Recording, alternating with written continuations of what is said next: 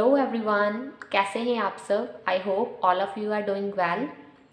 आज हम अपना बहुत ही इंटरेस्टिंग और नया चैप्टर स्टार्ट करने जा रहे हैं जिसका नेम है प्रिंसिपल ऑफ मैथमेटिकल इंडक्शन।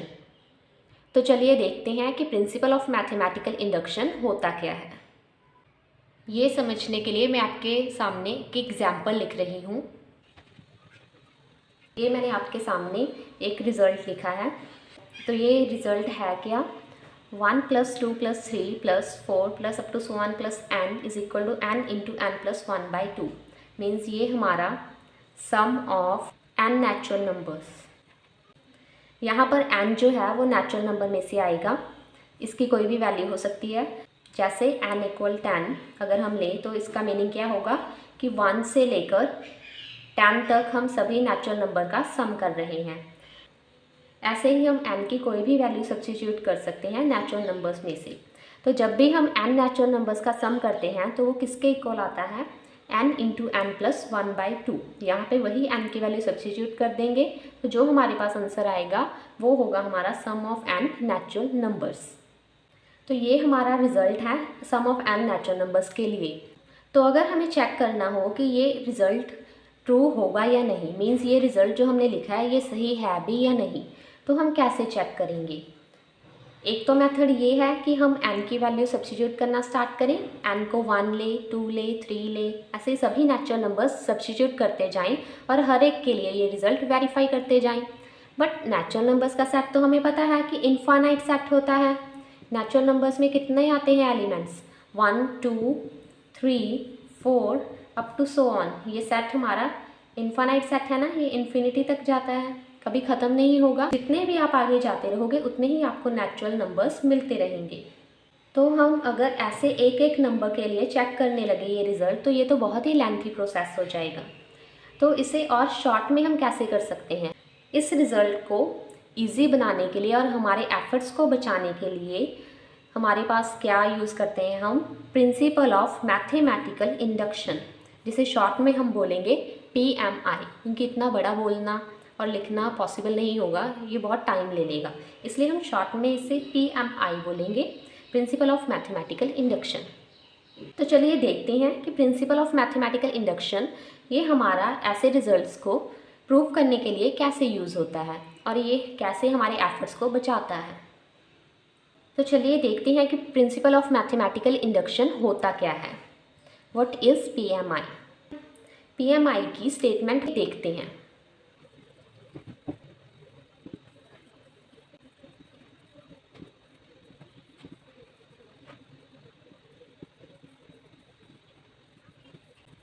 तो ये हमारी PMI की स्टेटमेंट है। स्टेटमेंट है क्या, let Pn be a statement including natural numbers. Pn हमारा कोई स्टेटमेंट होगी, रिजल्ट होगा जिसमें नेचुरल नंबर्स आते होंगे। जैसे कि अभी हमने ये सम ऑफ n नेचुरल नंबर्स वाली स्टेटमेंट लिखी थी, वो क्या थी, 1 + 2 + 3 + up to so on n is equal to n into n + 1/2। इसमें n नेचुरल नंबर्स इंक्लूडेड हैं। तो ये जो स्टेटमेंट है हमारी, ऐसे स्टेटमेंट को हम इन जनरल डिनोट करेंगे बाय Pn। सो इस टाइप से हमारे पास कोई स्टेटमेंट गिवन होगी। नेक्स्ट उन्होंने फर्स्ट पॉइंट में क्या बोला है, Pn is true for n = 1। Means हमारे पास जो रिज़ल्ट गिवन होगा Pn वाला वो हमारे पास n = 1 के लिए ट्रू होना चाहिए। मीन्स n की जब हम वैल्यू 1 पुट करेंगे तो वो हमारा रिज़ल्ट होल्ड करना चाहिए। जैसे कि ये है, इस पर अगर हम n को 1 सब्स्टिट्यूट कर दें तो यहाँ पे लेफ्ट हैंड साइड पे हमारे पास क्या आ जाएगा, 1, और राइट हैंड साइड पे क्या आ जाएगा, 1 × 1 + 1/2 विच इज़ 1। मीन्स ये रिज़ल्ट है वो n = 1 के लिए होल्ड कर रहा है। n = 1 क्यों चेक किया, क्योंकि हमारे नेचुरल नंबर्स यहाँ पे हमारा स्टार्ट हो रहे हैं, हम वहाँ से देखेंगे। ये रिज़ल्ट हमारे सभी नेचुरल नंबर्स के लिए था और यहाँ पे n 1 से स्टार्ट हो रहा है तो n 1 सब्स्टिट्यूट कर दिया। मीन्स वो रिज़ल्ट जो भी नेचुरल नंबर्स के लिए अप्लाई हो रहा है, हम उनमें से जो सबसे छोटा होगा, इनिशियल पॉइंट होगा, उसे सब्स्टिट्यूट करके देखेंगे। अगर हमारा रिज़ल्ट होल्ड कर गया तो हमारी फर्स्ट कंडीशन ट्रू हो जाएगी। अभी हम सेकंड कंडीशन पे जाएंगे। सेकंड कंडीशन में हमारी क्या गिवन है, if Pn is true for some natural number n = k। अगर पी एन हमारा किसी नेचुरल नंबर के लिए ट्रू है, ये रिज़ल्ट हमारा के नेचुरल नंबर के लिए ट्रू है, के कोई जनरल वैल्यू होगी, then it is also true for N equal के प्लस वन। तो ये रिज़ल्ट हमारा के प्लस वन के लिए भी ट्रू होना चाहिए।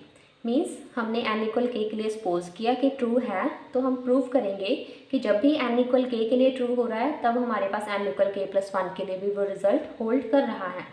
अगर ये दो कंडीशन सेटिस्फाई हो गई तो हम क्या बोल देंगे कि पी एन जो स्टेटमेंट है वो सभी नेचुरल नंबर्स के लिए होल्ड कर रही है। So this is the statement of P M आई।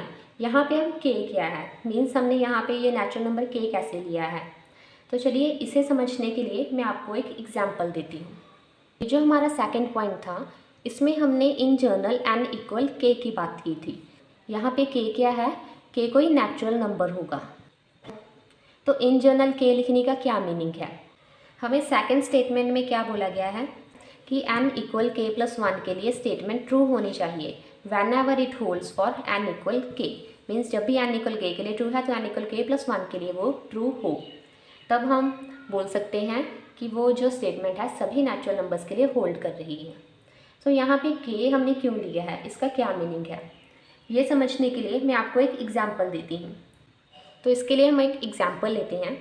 जैसे कि अगर आपको क्लास में कोई प्रॉब्लम आ रही है, सभी स्टूडेंट्स को, सिर्फ आपको नहीं, मीन्स सभी स्टूडेंट का कोई कॉमन इशू हो, जैसे कि किसी टीचर के पढ़ाने के वे में आपको कोई इशू लग रहा हो, तो आप क्या करते थे, क्या क्लास के सभी स्टूडेंट्स जाकर प्रिंसिपल से बात करते थे या इंचार्ज से, जो भी है हेड से बात करने चले जाते थे। अगर आपकी क्लास में 40 स्टूडेंट है सपोज, तो क्या सारे के सारे स्टूडेंट जाते हो? अभी तो चलो आप नहीं जाते क्योंकि लॉकडाउन चल रहा है, तो आप स्कूल ही नहीं जा रहे, सब कुछ ऑनलाइन ही चल रहा है। बट जब आप स्कूल जाया करते थे, मीन्स उन दिनों की बात है, तो तब क्या करते थे, मीन्स सारे के सारे स्टूडेंट्स क्या ऑफिस में चले जाते थे बात करने हेड से? नहीं ना, आप लोग क्या करते हो, आपकी क्लास में कुछ CR बनाए होते हैं, क्लास रिप्रेजेंटेटिव। जो सभी स्टूडेंट्स हैं वो CR को अपनी प्रॉब्लम बताते हैं। CR का काम क्या होता है, क्लास को रिप्रेजेंट करना। मीन्स जो CR है वो सभी स्टूडेंट की तरफ से हेड के पास जाते हैं उनका रिप्रेजेंटेटिव बनकर। सो ऐसे ही ये के है, के क्या है, ये भी हमारा CR ही है, CR के जैसे ही है। और इनकी क्लास क्या है, ये क्लास CR किसका होगा, ये नेचुरल नंबर्स की बात हो रही है, तो यहाँ पे क्लास क्या होगी, नेचुरल नंबर्स की। ठीक है, तो सभी नेचुरल नंबर्स ने क्या किया, अपना एक CR इलेक्ट कर लिया और CR का नाम रख दिया के। ये उनमें से ही होगा, जैसे CR जो होता है वो आपकी क्लास के स्टूडेंट्स में से ही कोई होता है, वैसे ही जो के है वो भी कोई ना कोई नेचुरल नंबर ही होगा, उनमें से ही एक होगा।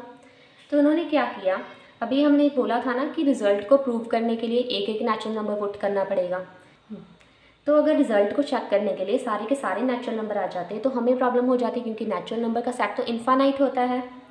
तो हमारे एफर्ट्स को कम करने के लिए इन्होंने अपना एक CR बना दिया जिसका नेम रख दिया के। अब के क्या करेगा, के इन सभी नेचुरल नंबर्स को रिप्रेजेंट करेगा। मीन्स इन्होंने बोल दिया, अपनी सारी ड्यूटी के को दे दी कि जाओ तुम जाकर चेक कर आओ कि रिज़ल्ट होल्ड कर रहा है या नहीं। उसके लिए जो भी करना पड़े वो काम करो, क्योंकि हमने तुम्हें अपना CR इलेक्ट किया है। अगर रिप्रेजेंटेटिव बना है तो काम तो करना ही पड़ेगा। अभी के CR बना है तो उसे जाना तो पड़ेगा। तो यहाँ पे हमारे पास के आ जाता है रिज़ल्ट चेक करने के लिए। सारे नेचुरल नंबर्स को चेक करने की ज़रूरत नहीं पड़ती, उनका जो रिप्रेजेंटेटिव है हम उसके लिए चेक कर लेते हैं।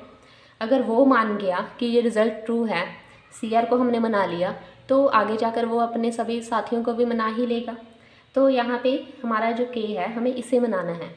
तो यहाँ पे क्या है कि जो क्लास रिप्रेजेंटेटिव के है वो आएगा और वो सभी कंडीशंस चेक करेगा कि हाँ ये रिज़ल्ट ट्रू होल्ड हो रहा है या नहीं। उसके लिए जो भी चाहिए वो सारा काम के करेगा, और जब इसे पता चल जाएगा कि रिज़ल्ट ट्रू है या फॉल्स है, वो जाकर अपने बाकी साथियों को बता देगा। ठीक है, तो उसकी बात सभी मान जाएंगे। अगर रिज़ल्ट के लिए ट्रू हो गया तो सारे के सारे नेचुरल नंबर्स को वो मना लेगा। तो सारे नेचुरल नंबर्स के लिए क्या होगा, हमारे पास रिज़ल्ट होल्ड कर जाएगा। तो हमें करना क्या है, हमें CR को मनाना है कि हाँ ये रिज़ल्ट ट्रू है। तो हमें क्या करना है, हमें के को कन्विंस करना है कि हमारा रिज़ल्ट ट्रू है। ठीक है, तो चलिए देखते हैं हम के को कन्विंस कैसे करेंगे। मीन्स यहाँ पे हुआ क्या, ये जो के है वो नेचुरल नंबर्स का CR है। इन्होंने अपनी तरफ से CR भेज दिया इलेक्ट करके जो के है, अभी जो भी प्रॉपर्टीज़ वगैरह होंगी वो के लिए चेक होंगी।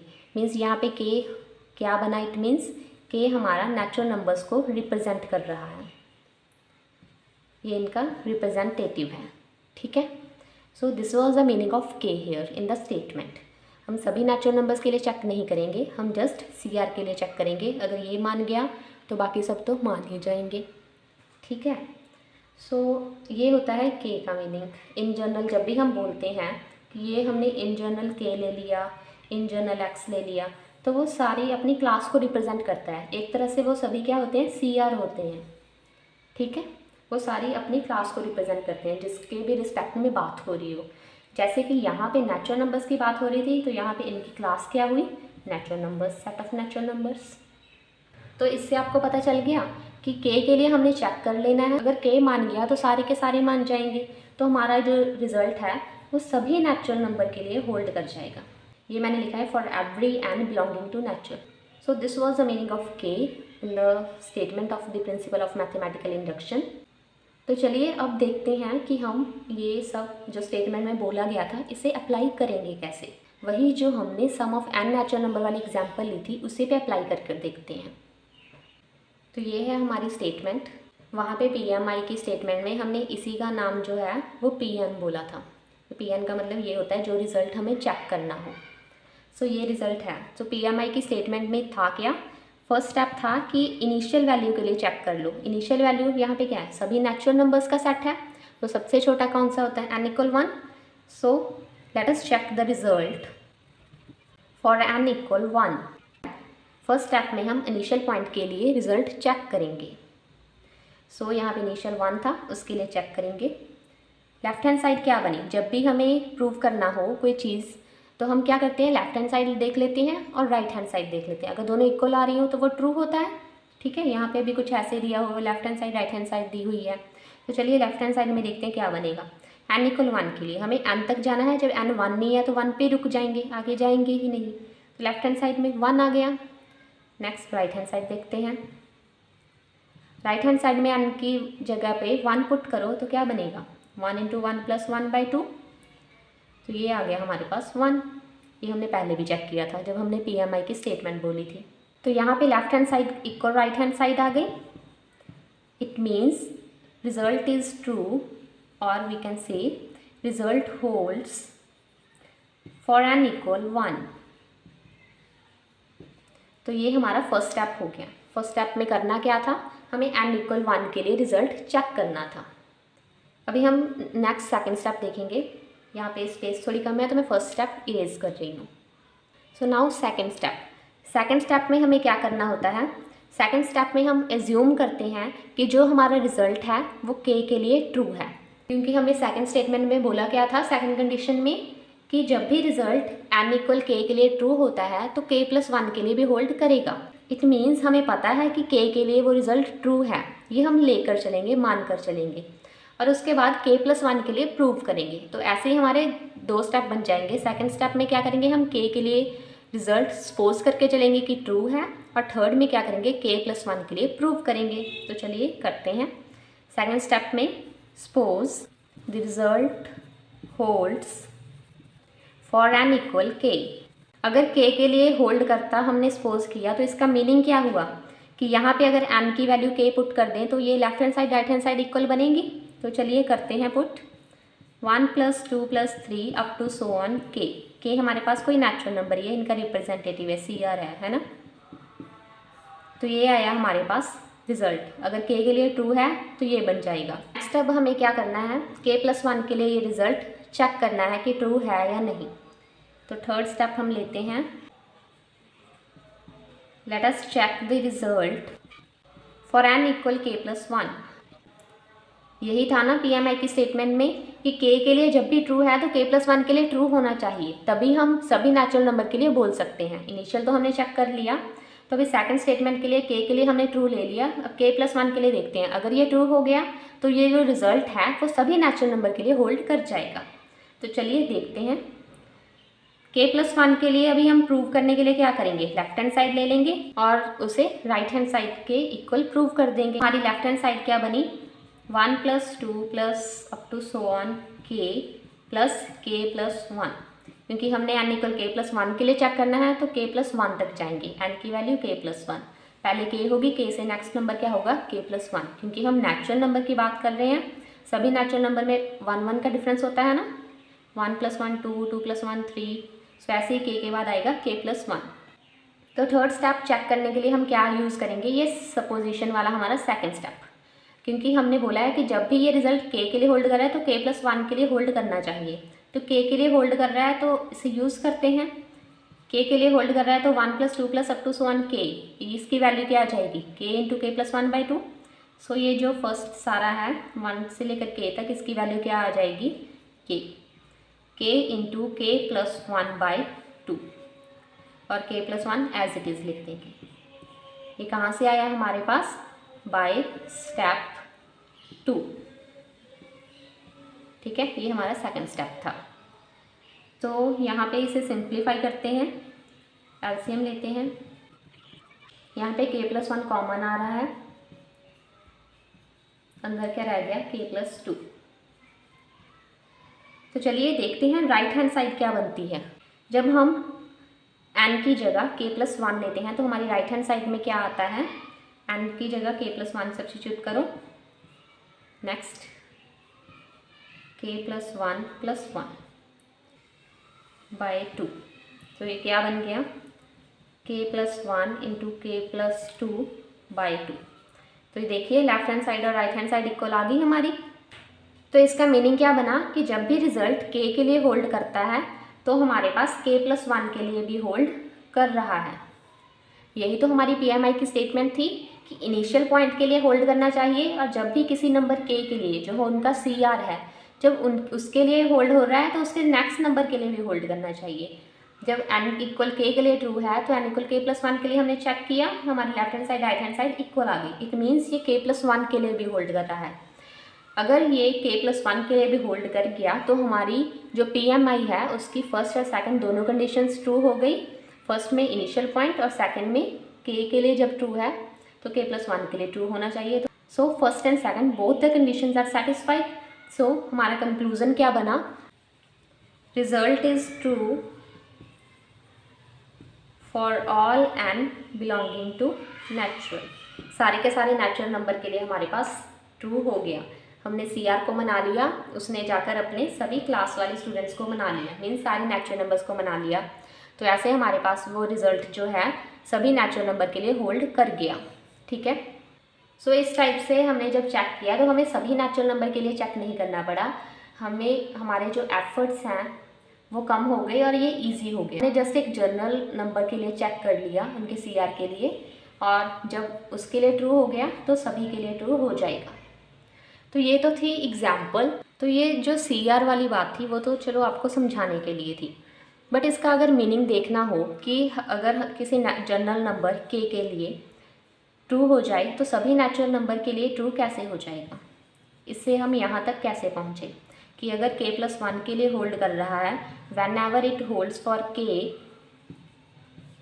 तो हमारे पास इसका मीनिंग सभी नेचुरल नंबर के लिए होल्ड कर रहा है, ये कैसे। इसके लिए पहले हम फर्स्ट कंडीशन रिकॉल करते हैं। फर्स्ट कंडीशन क्या थी कि इनिशियल पॉइंट के लिए चेक कर लो।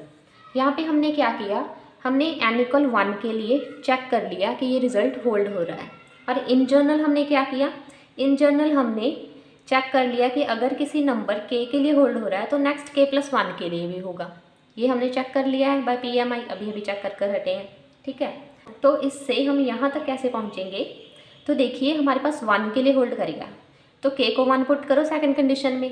वन के लिए जब होल्ड कर गया तो सेकंड कंडीशन का क्या मीनिंग है, अगर वन के लिए होल्ड कर गया तो नेक्स्ट के लिए भी होल्ड कर जाएगा, मीन्स टू के लिए होल्ड कर गया वन। तो सेकंड कंडीशन ने हमें कहाँ पहुँचा दिया, वन से टू पर पहुँचा दिया कि अगर वन के लिए ट्रू है तो उसके नेक्स्ट नंबर के लिए भी ट्रू होगा।